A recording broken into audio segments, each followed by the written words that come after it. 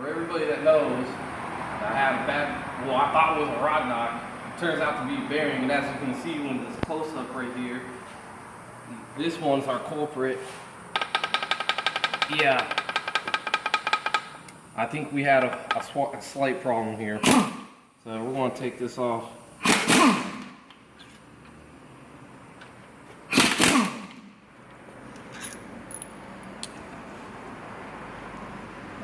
Oh, being puta.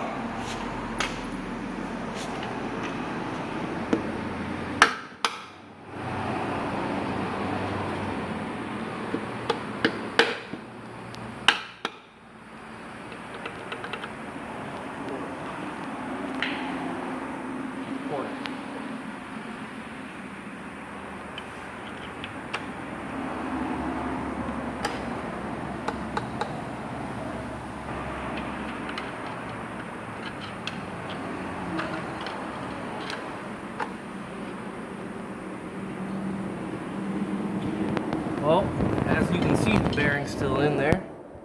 And, yeah, it's pretty fucked up, ain't it? It's so fucked up. Wow.